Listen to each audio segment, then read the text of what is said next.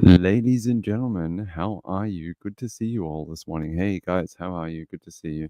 Um, I thought I would show you this just as we sign on.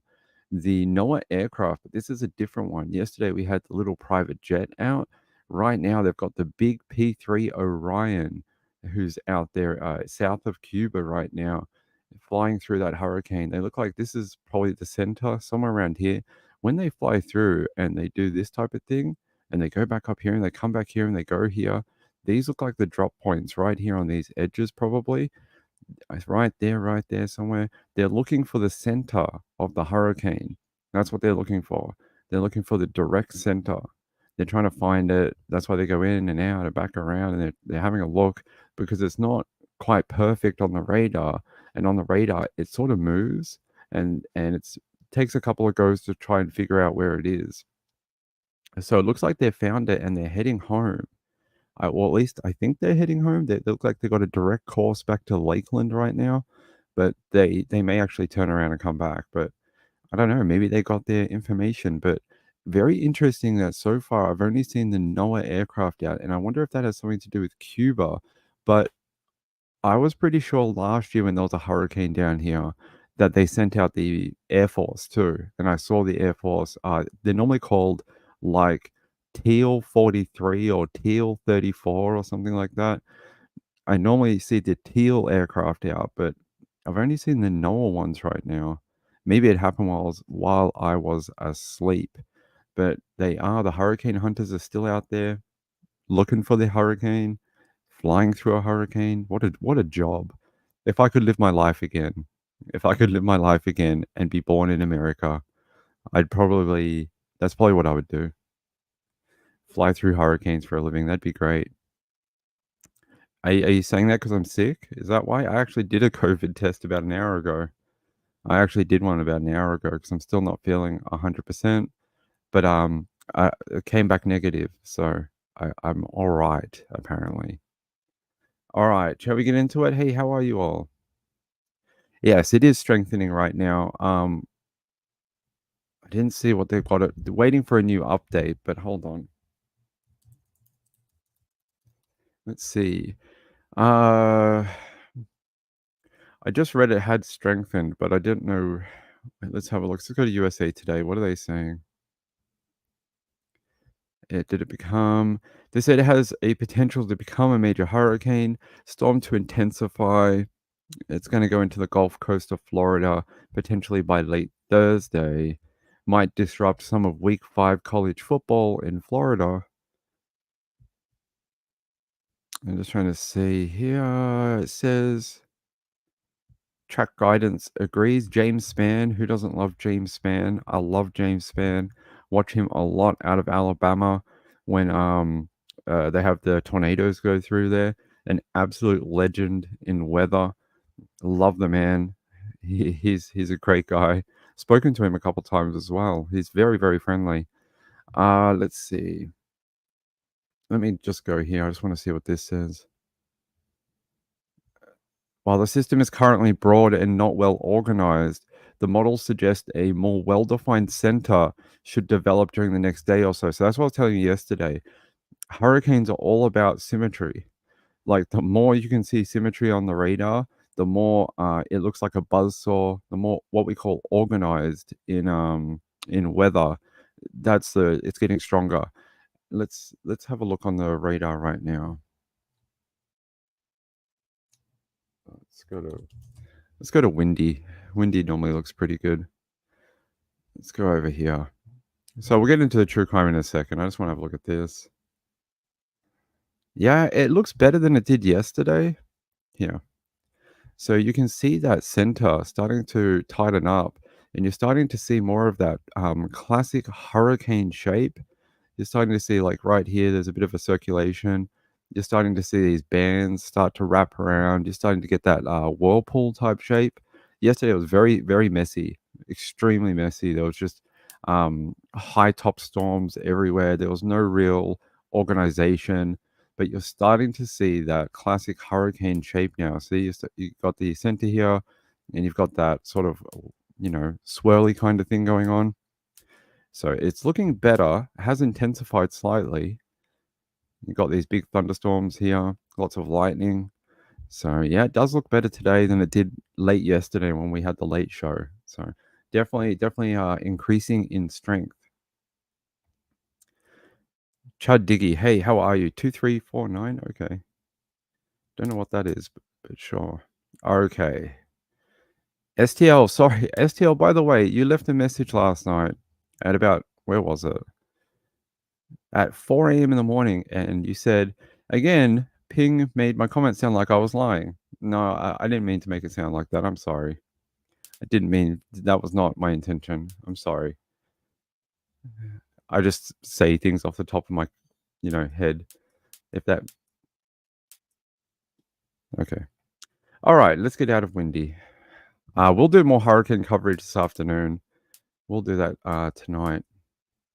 Let's talk about what's going on with Austin King. That's what I want to talk about. I want to talk about what's going on with that. Let me load it up. The Yellowstone National Park had an update. It was about a couple of hours ago now, and they had these nice photos as well. They said active search and rescue in remote southeast corner of Yellowstone. Public assistance requested. So they're looking for anyone who may have expertise in climbing in this type of weather, search and rescue, maybe even pilots, that type of thing. They say they're looking for Austin by foot and by air in the vicinity of Eagle Peak. Now, down here, listen to this. Is it here?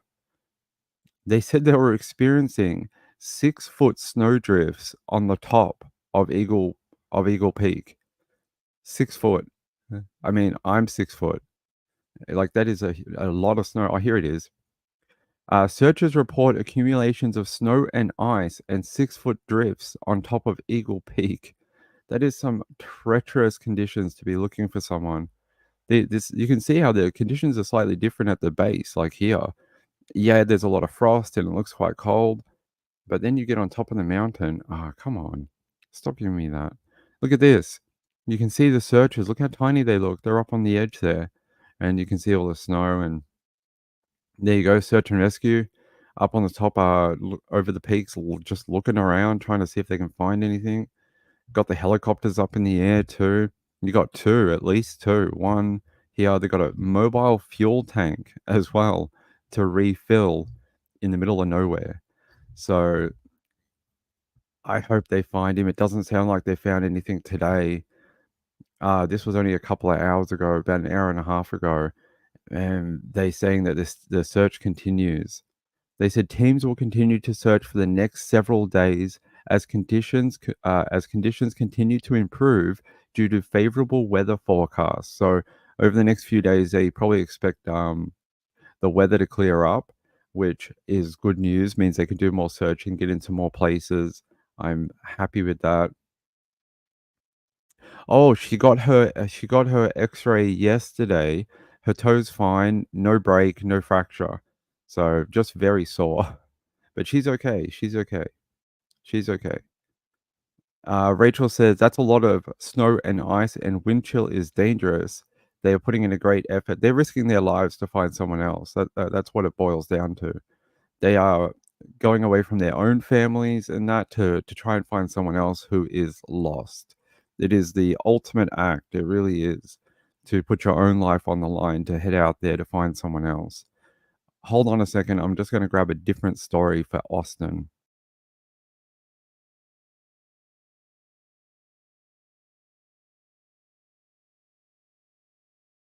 All right. Sorry. I'm still a little under the weather. I'm still a little up and down. Still a little croaky. Luckily, it was not COVID. All right, here we go. Mystery as Yellowstone worker 22 vanishes just hours after eerie phone call to family from the mountain. So we did know already that he called family from the top. When he made it to the peak, he called his family. But I'd never heard this. They said that he called describing inclement weather at the top of the mountain. And that's not surprising for this time of year, but it might give us some clues into what happened. I would be, you know, very, very cautious about climbing a mountain like that on my own in sleet, snow, wind chill, massive amounts of like, wind and things like that. Yeah. So there's some photos of him. They're saying here, oh, it must not be this link. Hold on. Where's the link describing the phone call? Here. We'll go to the New York Post. I'd rather use them. They say crews are desperately searching for a Yellowstone National Park employee who vanished after he spoke to his family about troubling weather conditions on the mountain peak. They said he last spoke to his family from the summit of Eagle Peak around 7 p.m. local time on September 17. That was last Tuesday. So we're about a week apart from the last time anyone spoke to him. That's a long time. It's a long time to be just somewhere in the wilderness. Lots of things can go wrong. They're saying when he touched base with loved ones, King described fog, rain, sleet, hail, and windy conditions. It sounds quite dangerous. When we looked at those photos yesterday of how steep that climb is, man, that is a hard climb. Let me show you that climb again. Let's see if I can find that same photo we had yesterday that shows the path up. Yeah, this one.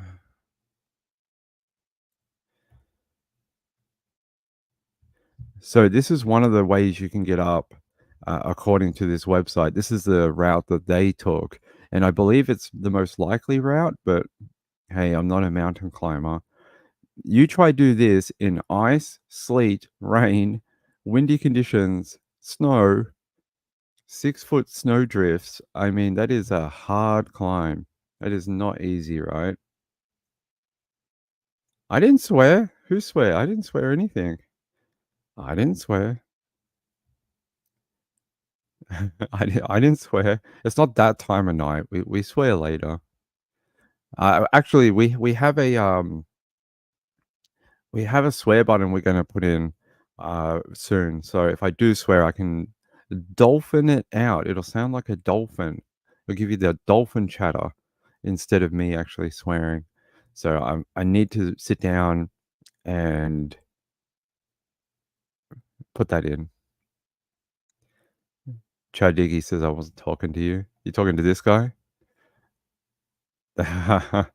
Maybe she said that to you. I don't know if she said it to me. Maybe to you. Uh, all right. Let's see. Who's blocking who?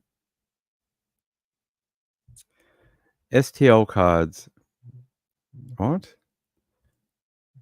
STL cards. Did you block Nana Lana? Oh, I'll ask her. STL. Did you block Nana Lana? If you did, that's fine. We're not trying to embarrass anyone. Just sometimes people block people by accident by mistapping on the chat. It's happened like 50 times since we've had the channel. STL says no. You might want to check your settings, STL. Like if you go into the YouTube, it's not available in the chat, but if you go into your YouTube account and then go into settings and then blocked users or something, you can have a look.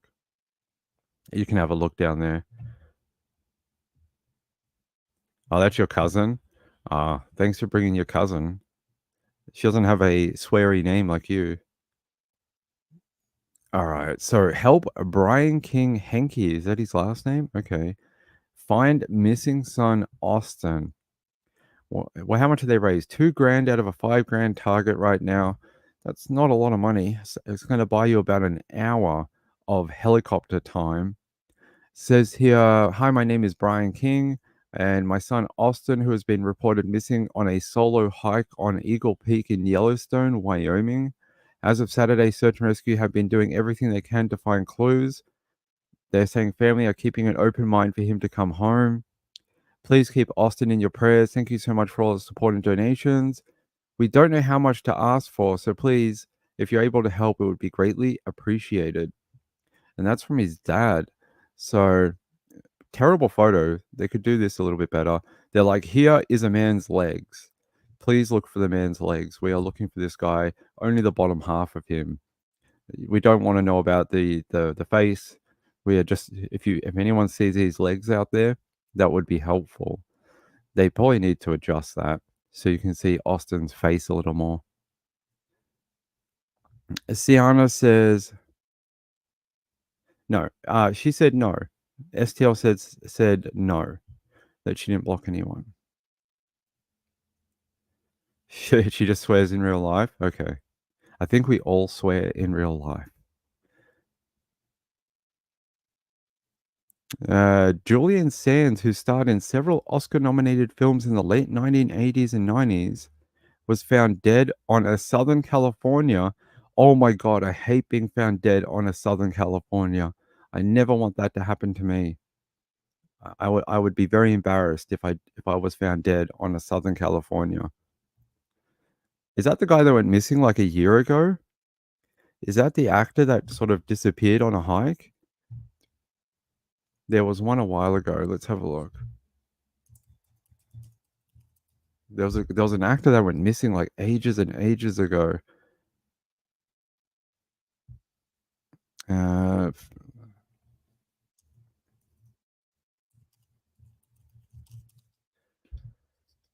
They did find him earlier this year. I didn't know that they had located him. I remember when he went missing. They're saying Julian Sands confirmed dead after human remains identified. See, it shows you. Yeah, Mount Baldy. That's where he went missing in January. So they did end up finding human remains and they were identified as him. That is concerning. So that's very sad. Maybe had a medical issue or fell. I don't know what happened to him, but got to be careful when you're out in that wilderness. Got to be careful.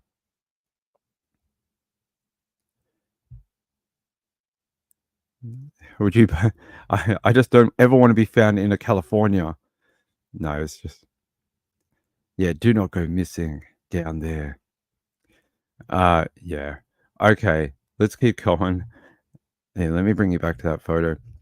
I would just never do this. Maybe I'm just not a adventurous type person, but this thing just looks insane of a climb. Especially to do I mean, maybe in spring or summer, you could do this, it would be a lot easier because you got drier conditions, but imagine trying to do this with snow, ice, and wind. It's like something out of Cliffhanger, out of that '90s movie. You'd have to be there with your ice pick, and you're hanging off the edge, shouting slogans, and "We'll get to the top."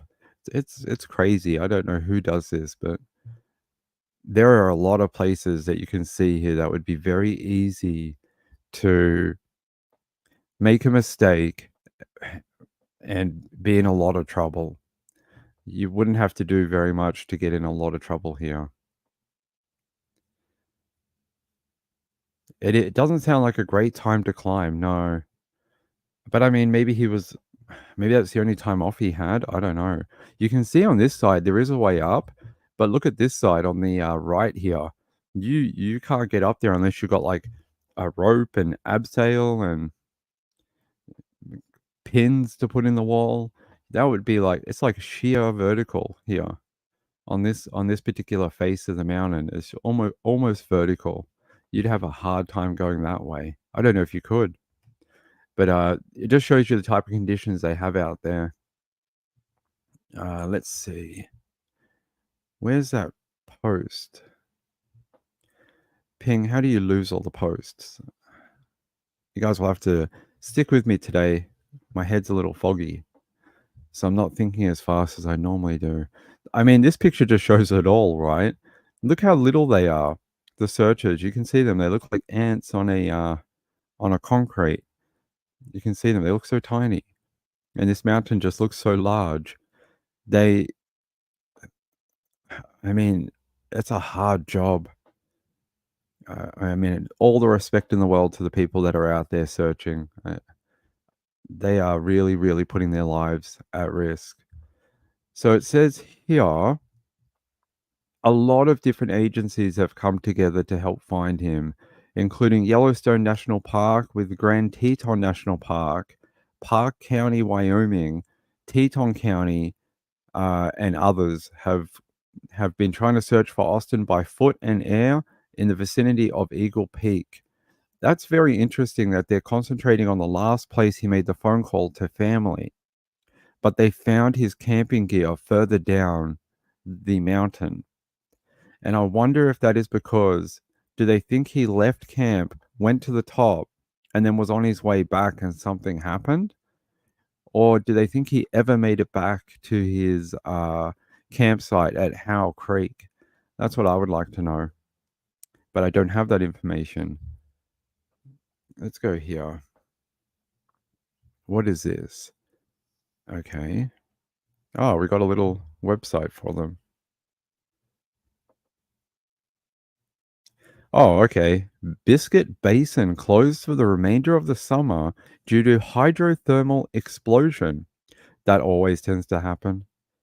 They're saying here the parking lot and boardwalks at Biscuit Basin, located north of Old Faithful, are closed for the remainder of the summer due to hydrothermal explosion. I don't know why I find that so funny. But they're saying here the Grand Loop Road remains open to vehicles. Okay, you just can't go to Biscuit Basin. Might get hydrothermal. Here's a photo of Austin, since we haven't shown very many tonight. Hey, there's all of him, not just his legs. There's the top part of him. And there's a photo here of long brown hair, wears a bandana, has some glasses. He was last seen wearing a black sweatshirt, gray pants, dark colored backpack, and sort of what he was wearing here on the left is what they're saying. They're saying he also has tattoos and he wears glasses. So there you go. What are they saying? Associated vehicle, a 2006 white Chevy Silverado, two door with Minnesota plates MNHWH863. That's the first time I've heard of a vehicle. They don't know where the car is? That's odd. They're saying he was dropped off at Terrence Point by boat on Saturday.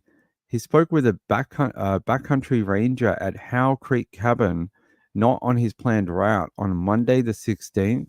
He was headed to the site 6D8. I can show you that. We saw it last night. So he was on the taller. Let me grab that map. That's not it, is it?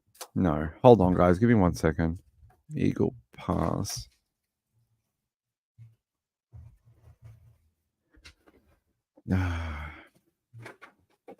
You right there, loud person?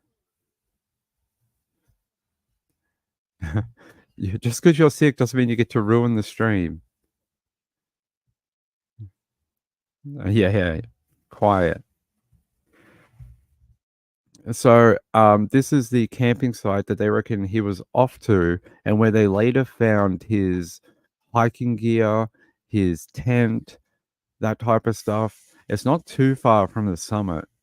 The summit's just up here. This is the pass that you go all the way up here. Whoops, go here. There's Eagle Pass, and I don't know how you get to the top. Don't ask Ping because Ping doesn't know. But my little map tells me that Eagle Peak is over here. How you get to that point, I don't freaking know. But the track runs out here at the pass. So I don't know. But he was just down, not too far down. He was just the F was that? Was that Muffin? Did he fall? Okay. So yeah, there's the camping site where they reckon they found some of his belongings and where he was off to.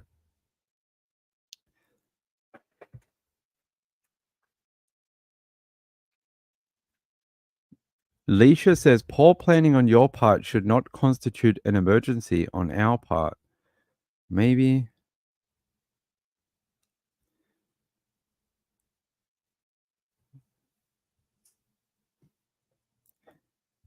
I'm just trying to see what you guys are saying.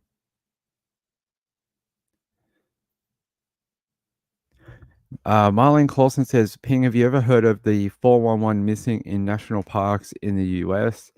Yes, we have actually done a small segment or show on it in the past. We have done it.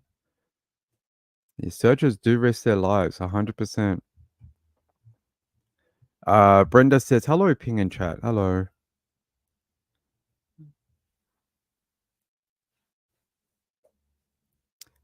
Yes, we're actually talking about that. No, we're not.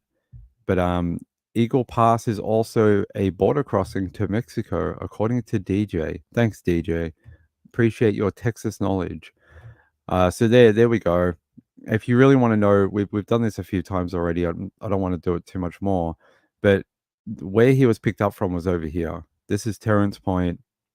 You get dropped off. You go on the route. There's a couple of different routes you can take. Which one did he take? I have no idea. It doesn't really say. It just says he talked to a backcountry ranger at a cabin near Howe Creek, which is up here. There is a place here, but I don't know where the cabin is located. That's Upper Mountain Creek, and there's Howe Creek here. And then this is the one he was at. There's two different ones. So this is the upper, and this is the lower. Where the cabin is, no idea. I don't see a cabin, although it could be very tiny. Yeah, I don't. Nothing there. Yeah, I don't see anything, but oh no, there. Hey, is that a little cabin? Yeah. Hey, How Fork Cabin Trail. It has a road, Ping, and it has a name. You could just follow the road.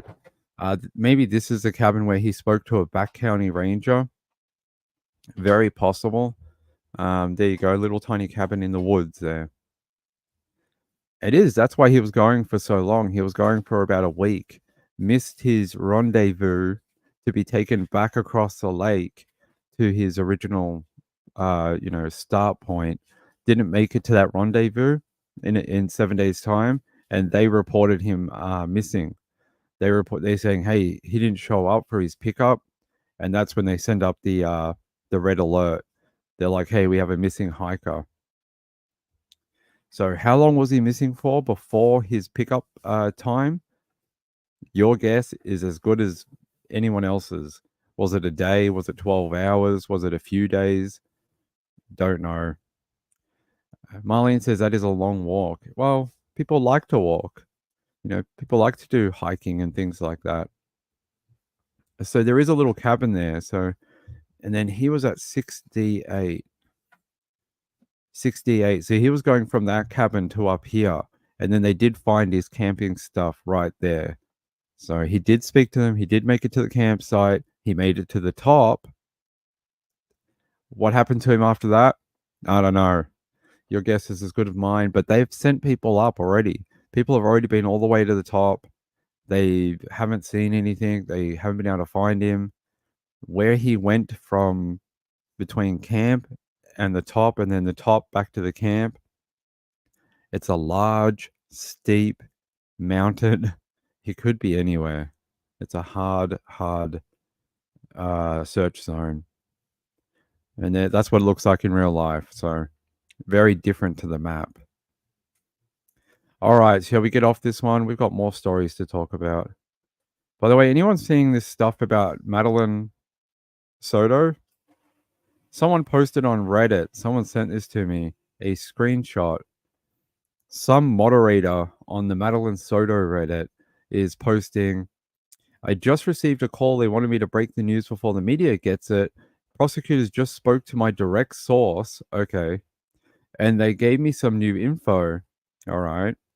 Prosecutors have announced Madeline was not pregnant. And as of now, Jen Soto is not going to be indicted. And they still don't know a reason why SS Stephen Stearns killed Madeline. They don't have a motive. So she wasn't pregnant. That's not the motive to kill her. And they're not sure why she was killed. I can upload that statement for you. Give me a second. Thank you to the person who emailed this. I appreciate it.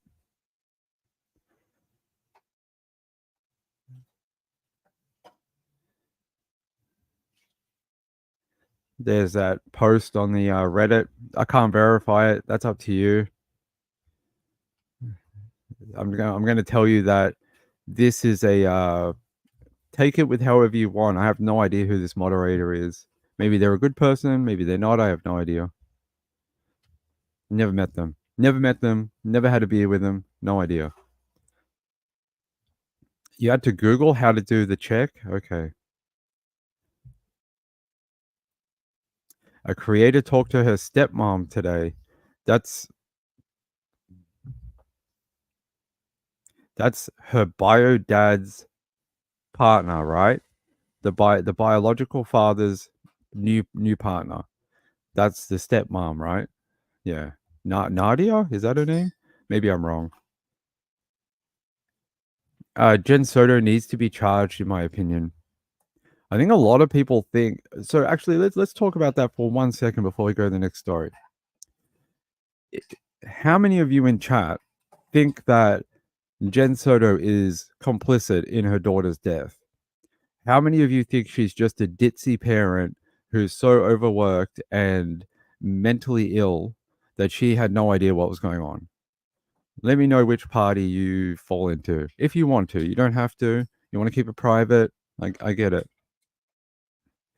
But I have been contacted by a lot of people who seem to think that Jen Soto was just a ditzy woman who was on a lot of medication and may have been quite, mentally ill and zoned out at the time of her daughter's abuse and death. Which is it? People are trying to find explanations to what happened. Which I don't judge either side. You're entitled to your opinion. Complicit?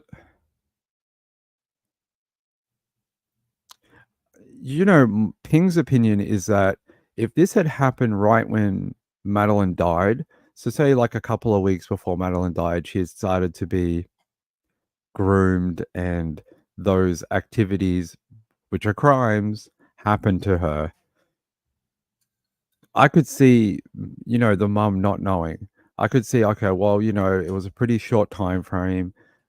He did it under the cover of, her sleeping or whatever. Yeah, I could get that. I could buy that. But like 5 years, I have a problem with that. I have a I don't know how you could keep it under her nose for 5 years in her own home, in her own household. Not like he took Madeline elsewhere, in their own home.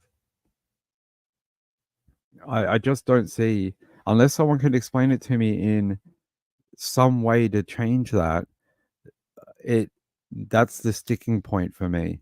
The sticking point is the length of time that the abuse occurred. It's such a long period of time that did she never pick up on anything? And then in one of her interviews, she even sent them to go sleep in the same bed together when she already had sort of funny concerns. She was like, "Oh, Madeline used to ask me if they could go watch a movie together." And I'd be like, "No, we can all watch a movie together in the lounge room and we can sleep in the lounge room or in the same bed or whatever." But she said, "Oh, there was that time I sent them off into Stefan's room or whatever." Like, what the hell? The hell, man? It drives me mental. But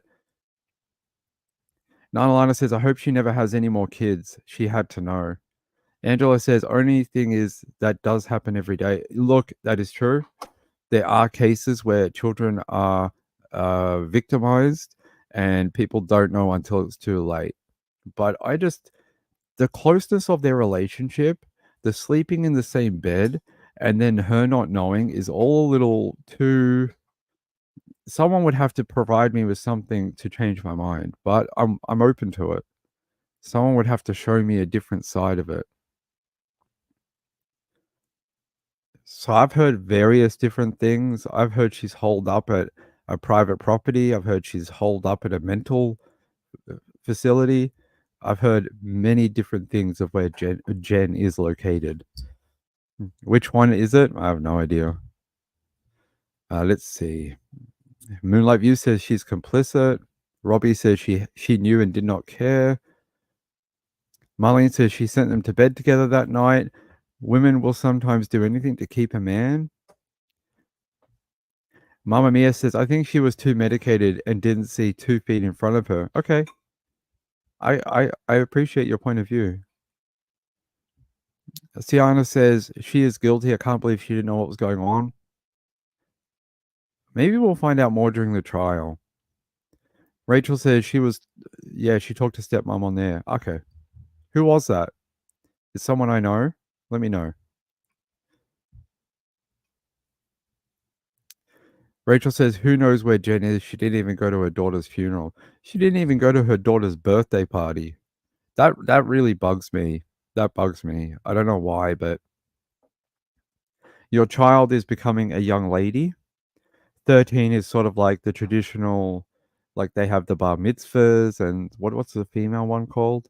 There's like a female bar mitzvah. I can't remember what it's called. They have those type of like, coming of age type of parties. And it's very sad to me that Jen was just like, oh yeah, whatever. I have to work today. You couldn't ask work for a day off? Like, it was a weekend, right? You couldn't be like, "Oh, I can't work. It's my lovely daughter's birthday, and I would never miss that for the world. Instead, I'd like to earn $132 from working or whatever she does." I don't know what she does. Never cared to look. Robbie T says she was jealous of her child. Some interesting stuff in that interview. Justice for Maddie. I hope so. What? Hold on. Nana Lana. Where's Nana Lana? If she's in hiding with family, that wouldn't surprise me. Rachel says right and probably longer. That's just what they have on his Google Drive. She just had to know something. She said no Woody Allen problems. My opinion is that, hold on.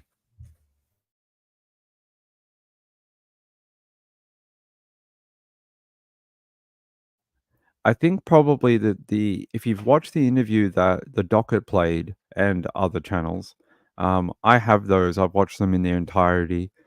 Um, I think the police were sort of barking up the wrong tree for about half of that interview. I don't think she actually knew where Madeline was. I don't think she knew where she was dumped, and I believe her about that. I think Stefan took her and dumped her. I don't think she might have known he took her, maybe, but I don't think she knew the location. So they were barking up the wrong tree. Um, but the other stuff, it makes it very difficult to believe her.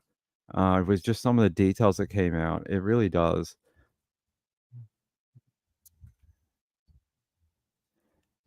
So what? I don't care. Who's the adult in this situation? Who's the adult? Whose child is it? It's her child. Whose birthday is it? Her child's birthday. Then she is the decision maker, not anyone else. I don't want to hear stuff like that. Yeah, she did. I don't know that, but I heard she can go there. Right. Like kids are not gonna really care if you make it for a day later. You just be like, well, mum has to work. Sorry, we'll do it the next day, or grandma can't come till the Sunday, so we'll do it then.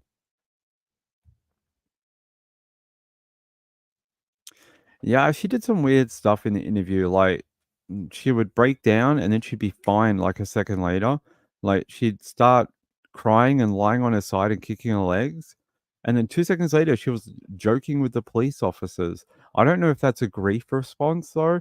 I'm not a psychologist, so I don't want to judge her on that. It just struck me as a little odd.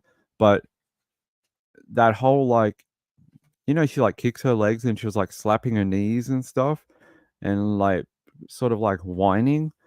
I don't know if that is a grief response or something like that. You'd have to ask what are they called? The psychology panel or whatever they're called. You'd have to ask them. Oh my god. They about oh, where is it? I've got it here. 1 second. Where's my interview? Give me 1 second. I wanted to see it for a sec. Where is it? By the way, thank you to Eric. Eric sent me all the files for it. It's very kind of him. I can't find it. I had the interviews and, you know, about halfway through the interview, the cops really change their tune. Before, they're in the if you notice the difference between Stefan and her interview, Stefan's in a friggin' criminal interview room. Like, it's all stainless steel. He's tied to a thing or whatever. I don't know if he's tied, but they do tie people to the desk, and he's in that room. Jen is in the family room. Like, it's all pretty photos and very pastel colors and very, very calming. And about halfway through the interview, that lead police officer, not the one tapping his foot, the other one, the one that does most of the speaking, he gets really frustrated with Jen. He starts changing his language, and he does what you say. He starts being really confrontational with her. Like, he says, like, your daughter was giving BJ's to a grown man, and you know, stuff like that. Like, we showed you photos of her being like X, Y, and Z. They were trying to break her, and it didn't work. She didn't give up anything, and they actually failed. So about the only thing they got out of that interview was the phone. She did give up her mobile phone. They took it. They put it through the Cellbrite system to pull off information off it, but they tried to break her. And I don't know if they've edited some things out that might be evidence. They could have, but from what I saw, they tried to break her near the end and didn't really get it. Yeah, I don't think she knew either. I think if she did, she would have broke and gave up the location. I think she would have given it to them. Oh yeah, what else did she say? Oh, I really wanted to believe he was a good guy. The hell, woman? What are you talking about? They just showed you photos the day, what was it, like the day before, of your daughter with his pineapple in her mouth. Like, we've all seen action movies. Like, why aren't you gearing up? Why aren't you getting all the weapons? Why aren't you getting all the backup? You should be going in there and you should be like killing him. You should be like, "Hey, can I speak to Stefan in this for a second?" And they would go, "Yeah, sure. He's under arrest, but yeah, we'll let you speak to." And then you should just that's what a lot of people would want to do. And she was just like, "Oh, that's fine. That's fine. I don't mind. Oh, my daughter was doing that. Oh, sure." Uh, Angela says, "If that was me, he would be dead." That's the reaction I think a lot of people were looking for from her, and she didn't give it. And I thought that was very odd. But some people wrote to me saying, and I'll read what they said to me. They said to me, and I respect this person. This person's a friend of mine. They said it's just a possible explanation. They said they don't know if it's the truth. They just said from their experience. They said it's possible that some of her reactions look very strange because of the medication that she's on. It dulls the emotions, even in hyper situations like what we witnessed with Madeline and the interviews, that it's possible that it looks strange to us because we would give a normal emotive response as where she might not because of some of the meds she was on. And I was like, well, that's an interesting explanation. And I was like, well, it could be. I don't know. But it's one of the more insightful comments I've had on the interview. That person's a decent person. I've dealt with them quite a lot, so I believe what they tell me.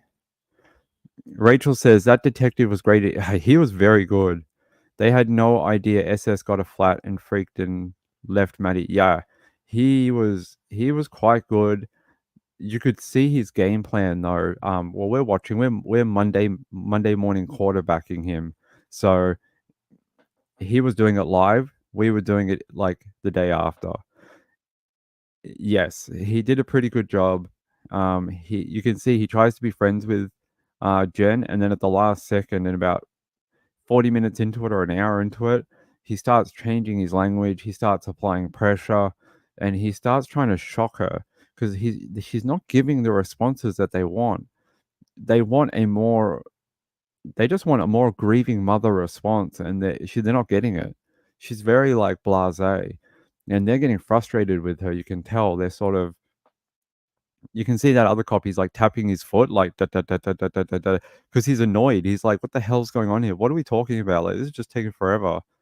And the other cop's starting to get a little worked up, and then he switches, and then he starts trying to shock her, with language and descriptions, and I don't know, I don't think he got the response he was looking for either, but he did pretty good.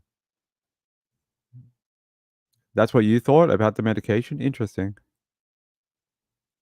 Rachel says, "I'm sorry, but she's just not smart." It does feel like that there were many people within Madeline's life that, I don't know, that you would have hoped saw that something was wrong and maybe helped, but it felt like she was failed by a lot of people. Most unliked woman in America, I don't know, you'd have to ask, Casey Anthony. You'd have to ask Casey Anthony if she wants to hand over the crown of being the most unliked woman in America. You'd someone contact Casey, ask her if she's willing to hand it over. They're both in Florida. We can make that happen. We can make the drop off of the crown happen. We can make it happen. We can meet at at a supermarket. We can meet in public, hand over the award for most hated woman in America. We can make that happen.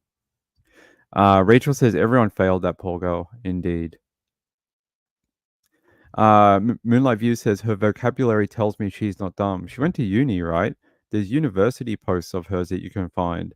She also had a blog from when she was much younger. And the things she writes about in the blog tell me that she's not dumb.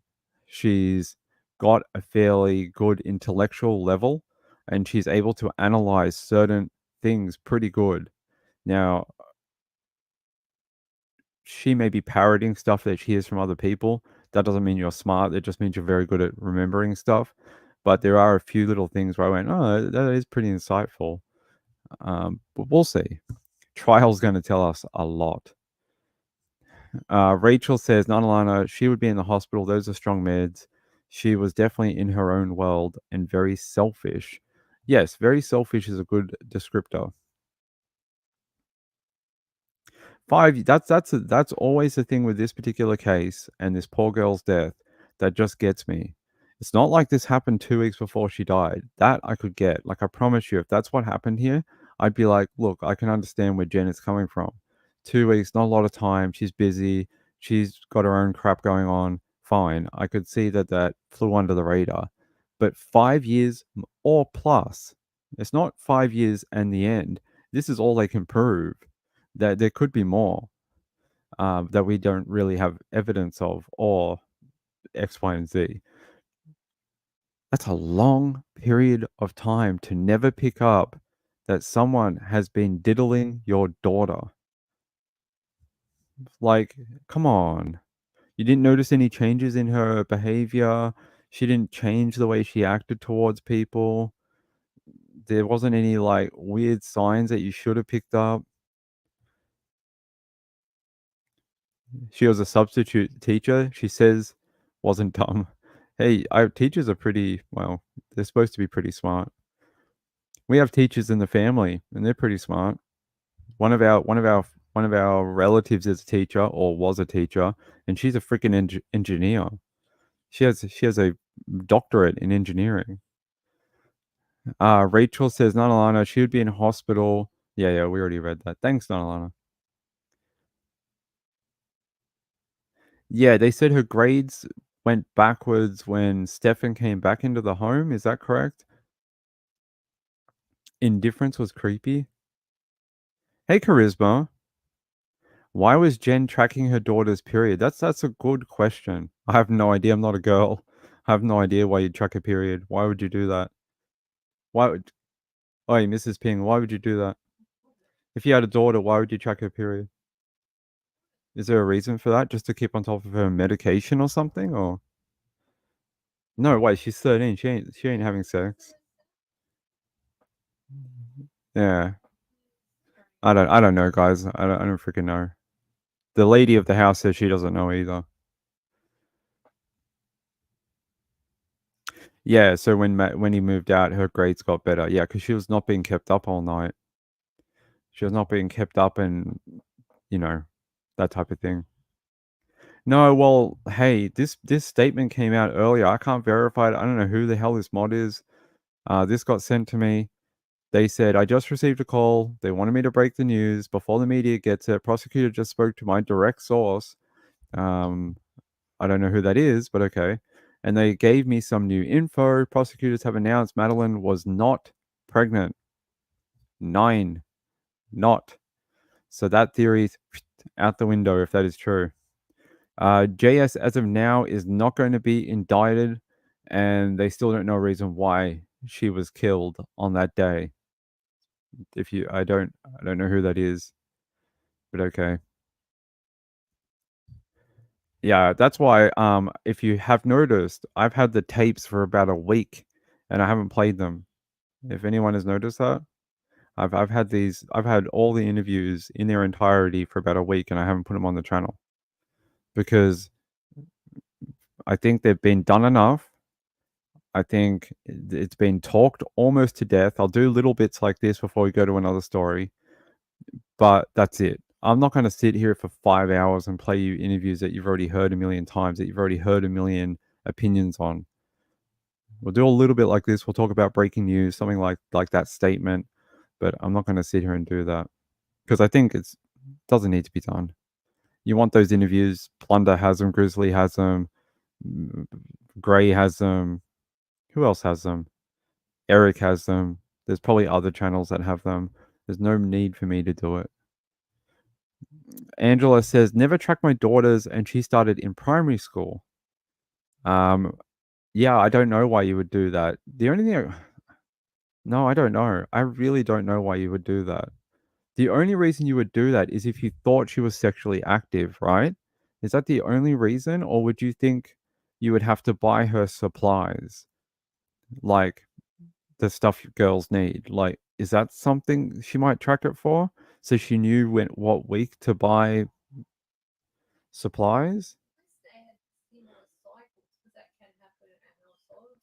Because they're two females living in the same house. Apparently, she synced with a friend at school for a while. They're like a close girl group. Yeah. Okay. Buy supplies for that time. Yeah, that's what I was wondering if that could be why. Yeah, that's what I would have thought. It's just so she knew when she had to get like stuff for it. Mood changes? I mean, she didn't have it for very long, right? If I remember the data correctly, she only had it for a little while. Like she only just started getting it for a period. It wasn't that long. Angela says, but they have amazing chats. Those channels don't have this amazing chat. No, you buy new ones when you see they are half out. Okay. All right. Well, you ladies know much more than I do. I don't. I have no idea. STL says, I'll wait for the prosecutor to verify. Yeah, I would like to see it from an official source. Let's have a quick look. I'll have a quick look and see if any major news mainstream news has come out with it. Hold on. Let me see if I don't see a major like Fox 35 Orlando or anything like that doing this. Hold on, Madeline Soto. Anytime. Let's do past 24 hours. So J for Justice is the one that did the show about 4 hours ago. It came up in my search when I searched just then. I don't see anyone running with this. No, I don't see any major news article that is running with that information. When we do, then we can verify it. Um, I I don't know who this Reddit admin is, but maybe they're close to the case. Maybe they knew Madeline. I don't know. I don't know them. If they want to reach out to me, they can. sundaywithping@gmail.com. Patty L says, how's your wife doing, Ping? I've been praying for her. Not doing too bad.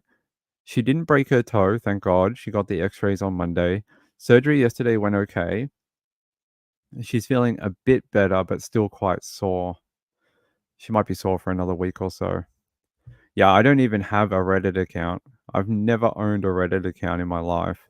I read there from occasion and I'll read threads and things, but I don't have an active account. Hey, Charisma, how are you, my sweet friend? Patty L. Yes, she's doing good. Thank you for your prayers. I appreciate it. I'm sure they helped. RX Girl, hey, my friend, how are you? RX says, I didn't know and I don't track it with her. Would be a creepy activity for a daughter and mother to do. Let's play the period tracking game. Think most daughters are like, thanks, mom. You showed me how to do it or what to do or what to buy. I'm good now for the next 30, 40 years of my life. I'm great. Cool. Thanks. It's a 5-minute breakdown. I can watch a YouTube video. That's the thing these days. Back when I was a kid, like I have a sister, and when she got hers, my mum was in the bathroom and they were crying or whatever, and they were hugging, or I don't know what the fuck they were doing. Sorry, whoops. There we go. Need the where's that button? Where's the swear button? Sorry about that. Um, but it was like a whole drama. Nowadays, girls can just be like, "Hey, TikTok, show me the show me what to do with this." Like it's a 2-minute breakdown on TikTok, and they're good to go. Like they don't need a lot of help these days. It's not like when we were kids and we didn't have the internet. Sorry about that. I didn't mean to swear. RS Girl said the doctor asked us when her last one was the last time we were at the doctor. Oh, okay. That makes sense. A medical professional asking. Okay. All right, let's get out of this before we all start going crazy. Let's go to a different story. What was our other story? We did the hurricane. We did Austin King. I hope they find him. Hope tomorrow's a better day. Let's see.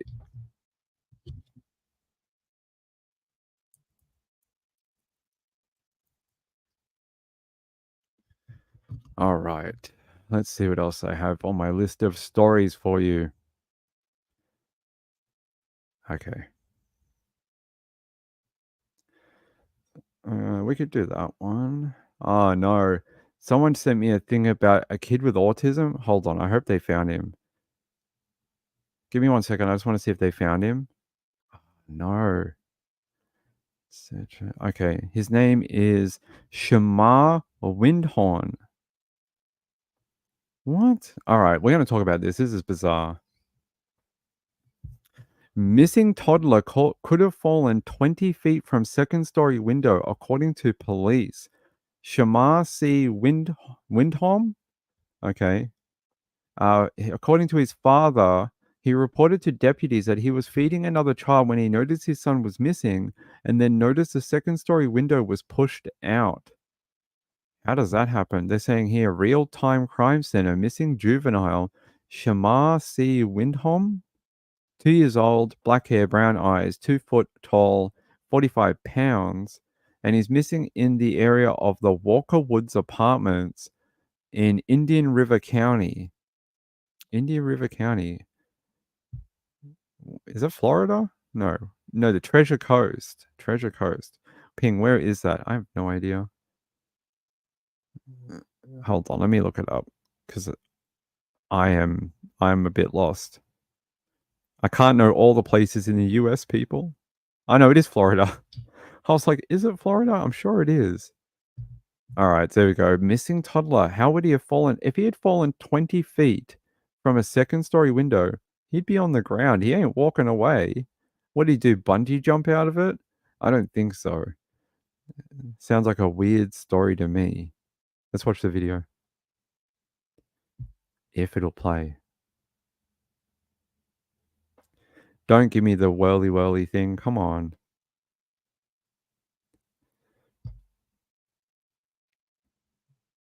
Good work. All right, I may have to go to a different one. All right, I'll have to go to a different one. It's not gonna play. I'll find it on YouTube. Yeah, okay. We have it here.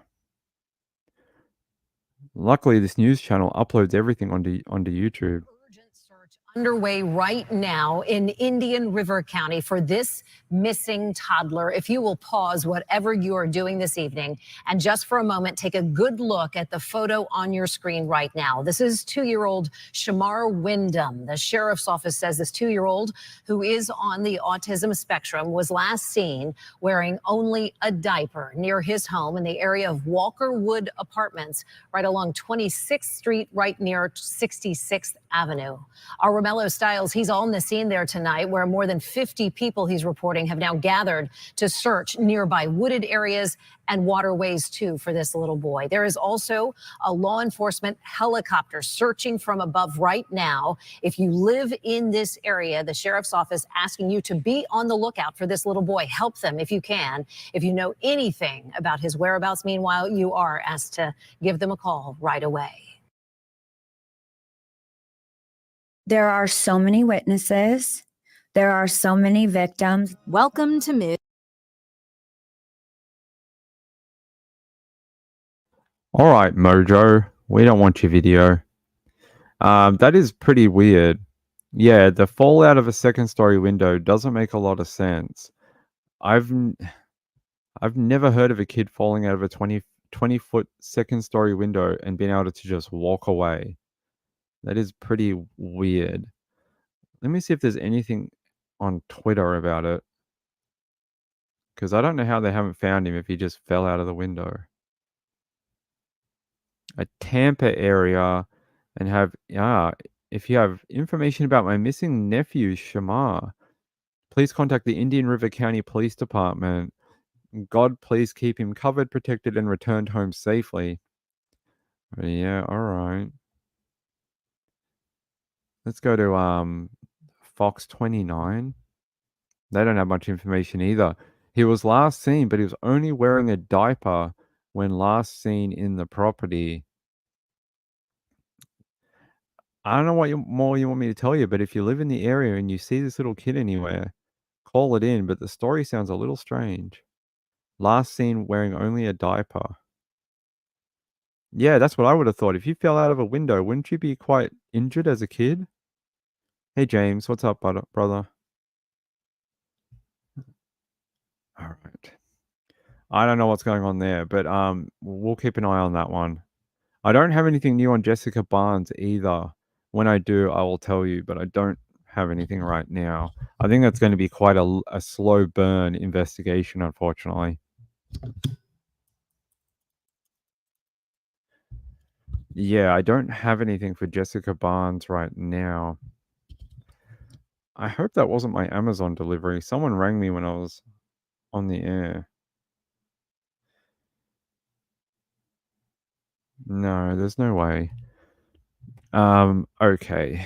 Nothing on Jessica Barnes right now.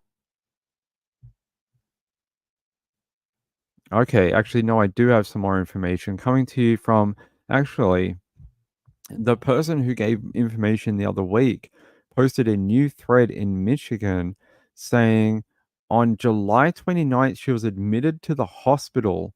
On August 1st, she checked out and called her mother. She told her mom she was going to a shelter. Around 5:30 p.m., her mom received a short call from her where she briefly heard Jessica's voice and then the call was disconnected. A little more than a week later, her mother received a text from her saying she was going to a friend's house. Her mother does not believe this text came from Jessica because of the way it was worded. Her mother tried to call her, but the phone was disconnected. After repeatedly trying to get in contact with her and her husband, her mother reached out to her friends and neighbors and was told her husband said Jessica had gone to Romania to visit her dad. This little bit here is very interesting.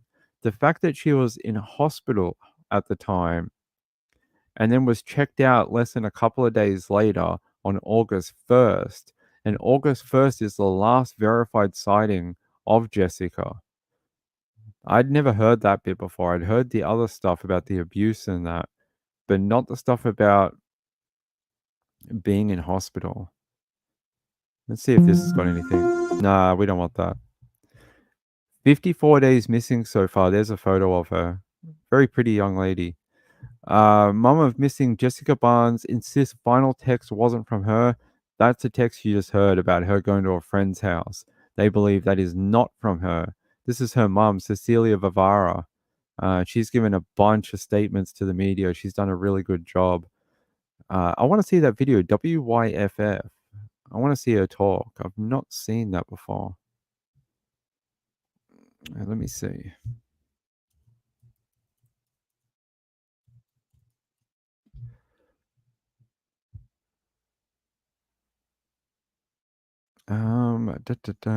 They have some video of the police raid.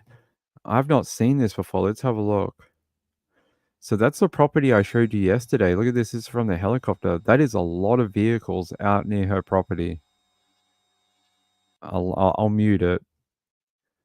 That is a lot of police cars coming to search her home.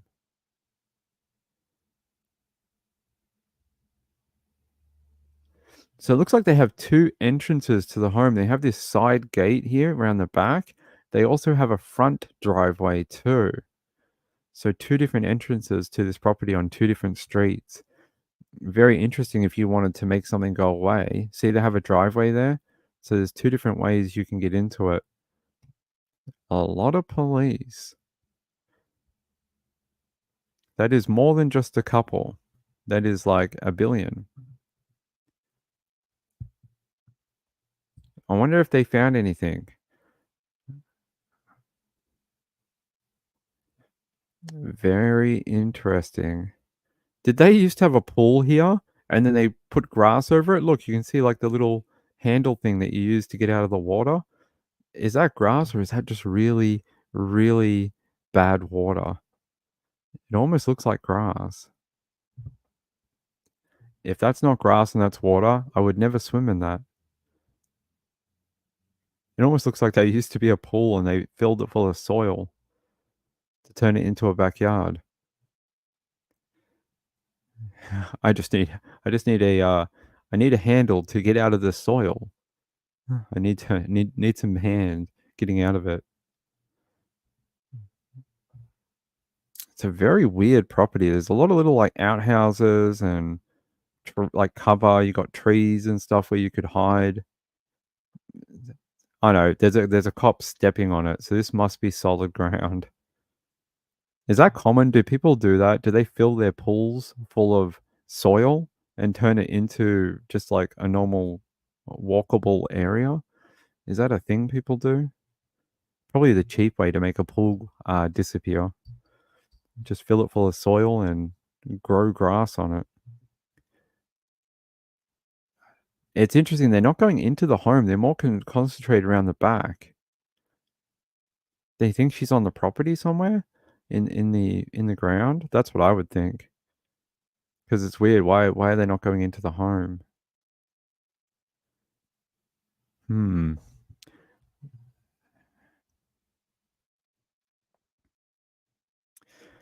That is very, very interesting. There you go. That's that's when they raided the property where Jessica Barnes lived. That's exactly what it is. Yeah, right? That it's like a little pool house, and then this used to be a pool. You can see the handle there where you would grab it to get up out of the pool.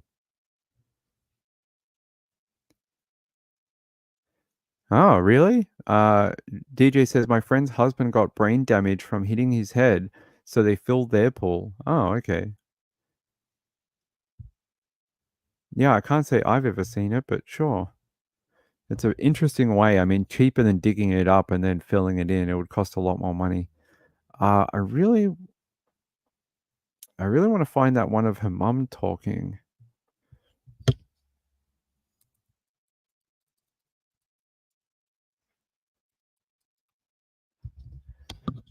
Alright, so let me go here. Let's go to WYFF TV. Tonight, the community will be gathering for a prayer vigil for 20-year-old Jessica Barnes, who was last seen more than 40 days ago in Anderson County. Her mother is pleading with her daughter to come back home. Our Ray Urena joins us live with more on this. Ray. That vigil will be held right here in just under an hour. But in the meantime, flyers like this are posted all across the square as a mother and a family hope their loved one will find her way home. It's tragic. Cecilia Varvra describing what the last month and a half has been for her family since her daughter went missing. 20-year-old Jessica Barnes was last seen in early August, leaving her home on Laurel Drive in Pendleton. She loved God, first of all, and she's an artist. She likes to write songs and everything. She's very bubbly and smart. And Thursday, law enforcement officers were searching a wooded area near the Twin Lakes boat ramp. Police Chief Robert Crosby says that's where a vehicle she frequently drove was pinged. There was some issues with her and her husband. They were having the typical marital, disputes, argumentative, and then she just left, according to. Police say at this time, Barnes's husband is not a suspect in the case. As the search continues, Varvra has a message for her daughter. if you see this, know that you're loved, and we're waiting for you to give me a phone call as soon as you get this. And know that your father and your siblings are worrying, and I am worrying about you and your safety. Ray, of course. That's very hard to hear from her mom. Yeah, I think we all suspect that her husband's involved. What's interesting is the police released a statement yesterday saying there is no person of interest at this time, and the investigation is continuing, and no one has been arrested at this point. And the family also released a similar statement in lockstep with the police. So I think they're being told to shh and stop talking to people because they were very, very active in reaching out to true crime people. Like I've had offers to talk to them and other things, and other people have, and some other creators I know had offers. They wanted her name out there. But now it's like they've locked up and they're not doing anything anymore. And I wonder if the police are telling them like, shh, stop. Because that statement they released yesterday is very, very worded like a cop would. It's not like the family would. It's like a police officer would. It's almost like they were told, hey, release this statement on your behalf. Let me see if I can find it. I think it's this one here.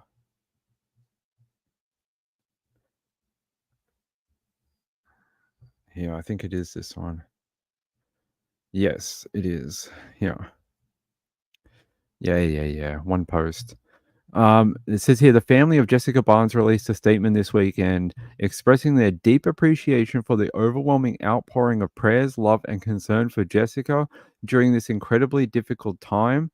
They say, we are deeply moved by the support from our community, friends, and those who have reached out to show their care for Jessica. While we cannot comment on the progress of the investigation into her disappearance, we can confirm that no suspects or persons of interest have been named by law enforcement at this time. The case remains very active, and authorities are continuing to work this case as a missing person. Does that sound like something a family would release? Put your hands up in chat if you think that's something a family would write. That sounds like it came from literally the desk of the police department. That literally looks like they handed it to them and said, please post this. That does not sound like a family made statement. It sounds that's cop wording. Like I would expect to read that statement from a police officer giving a press conference.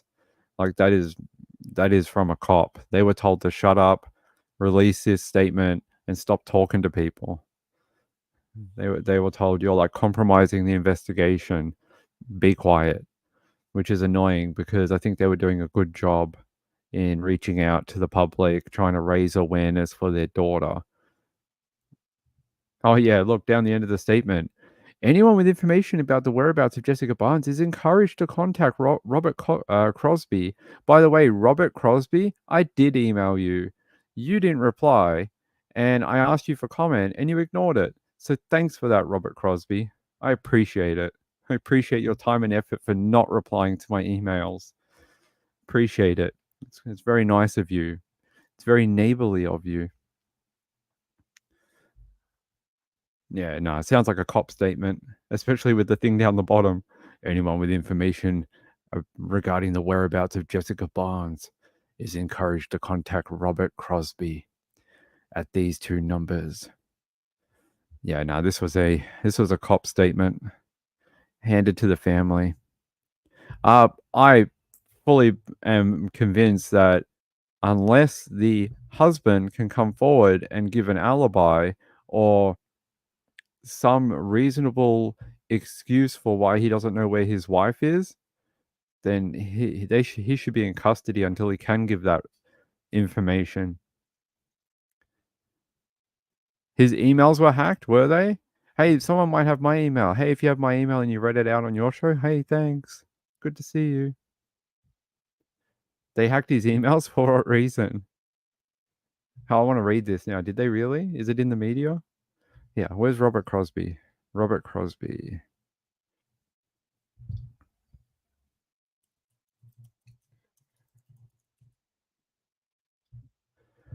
I can't find anything, but it wouldn't surprise me.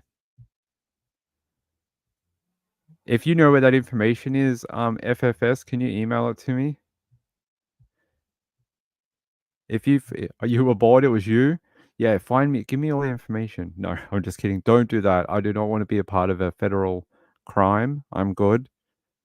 I'm good. Email me at my Proton Mail. No, I'm just kidding. I don't have a Proton Mail. All right. All right. That's it for Jessica Barnes for today. I wish I had more. I don't. The vigil was very lovely from what I understand. And they had a really nice gathering. A lot of people showed out to show support for her and her family, because that's very nice. I like when that happens. Family and community can come together. All right. All right, let's go here. We've got a few stories to catch up on since Monday. Welcome in a child's body buried in the backyard of this Rose Hill home. A look from Skyhawk looking down on that yard here. Police calling the death a murder. It's a story that shocked that community right now. Details of what we know are limited. But let's get right up to Brandon Stitt in Rose Hill with what we do know tonight. Brandon? Yeah, Mike, that body of that child was found behind this house right behind me here. And it was a discovery that police did not expect when they arrived here Tuesday night. It started with a call of a person in crisis Tuesday evening. Officers and deputies were able to talk to that person who was taken to the hospital for treatment. Now, while there, police say that they learned of a past homicide. This led to the discovery of a body buried in the backyard. That body police described as being that of a child in an advanced state of decomposition. An autopsy now ordered that will confirm who the child is and how they died. Horrible.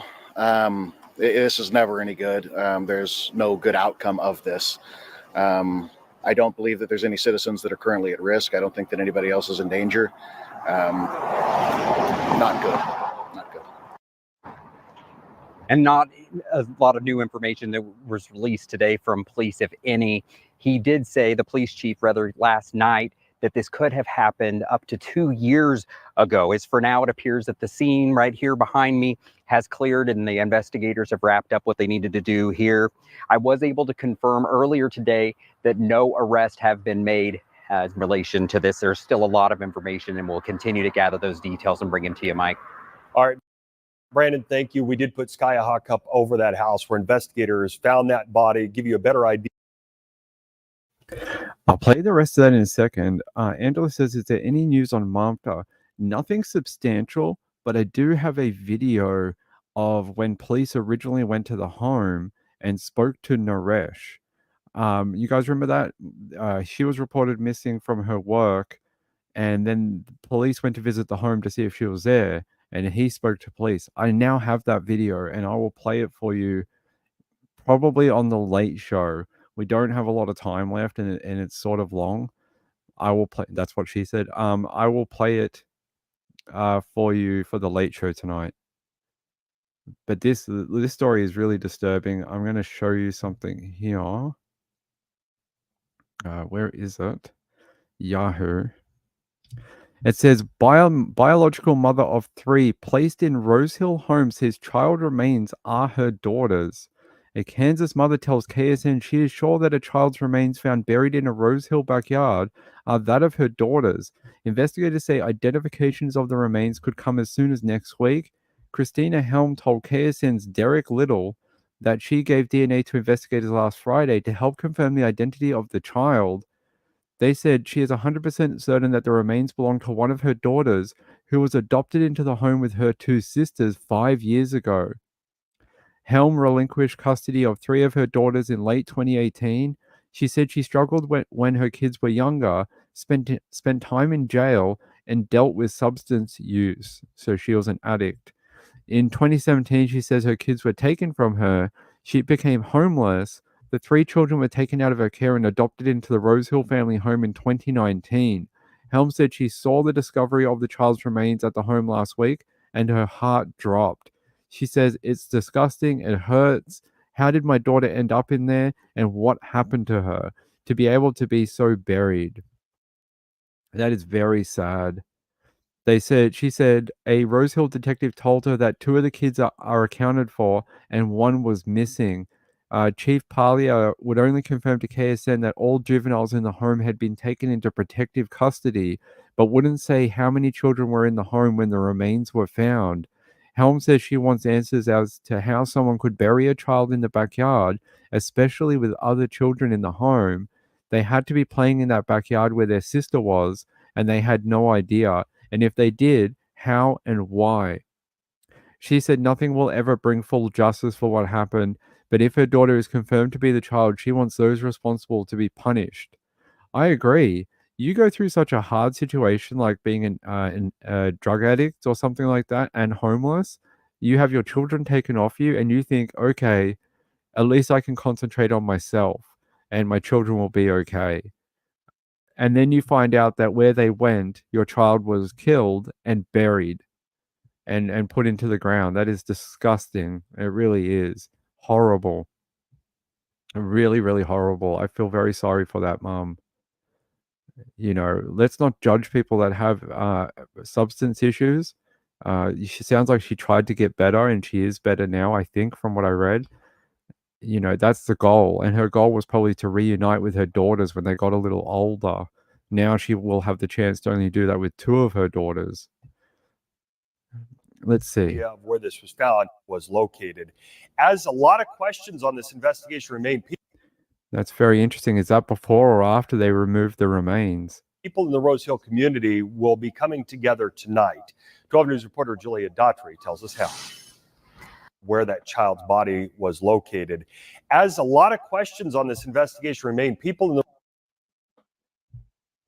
How did they know to go right there? How did they know to go right to this spot? That yard's pretty big. Like, I'll show you. That's a big property. I know you can't see it that well. There you go. Look, it goes all the way around. There's a pool here. There's another end of the backyard that's like a triangle up here. How did they know to go right here outside the bedroom window?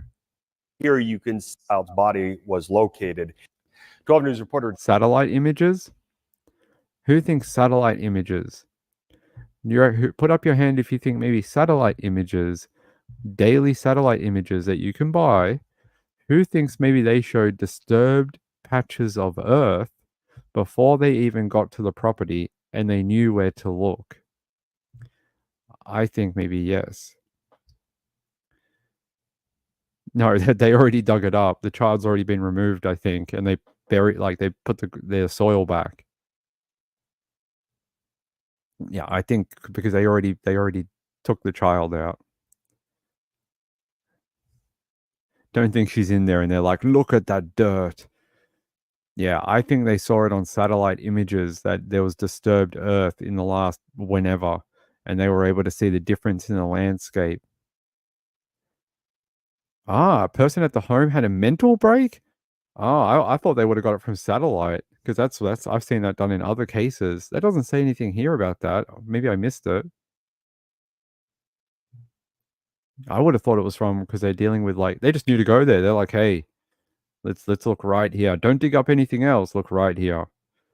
Let's see. What was her name? I want to see if she did break down. Did she really break down and tell them? I haven't seen that anywhere. Hold on. Give me a second. I want to find that if that's true.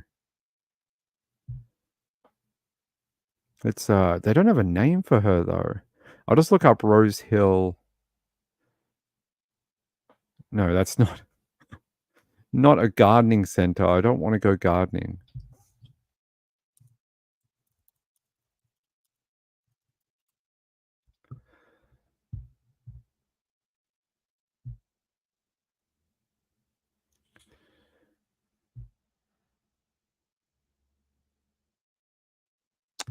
I don't see that information. Or is that just a guess, Marlene? Or did you see that somewhere? Hold on.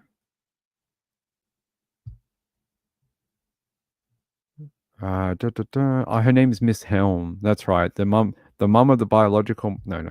The biological mum is Miss Helm, but not the lady who lives in the home, who's the adoptive mum. I'm going to do some more research into this, but they say here, based on decomposition and my limited non-scientific knowledge, we suspect the child has been deceased for 2 years at least, and they believe the age of the child is preteen, not older than 12 or 13 years old.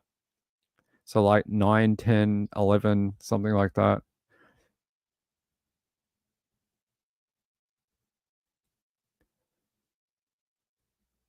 Yeah, what I can tell you, yeah, I don't see that, but if you have it, just send it to me.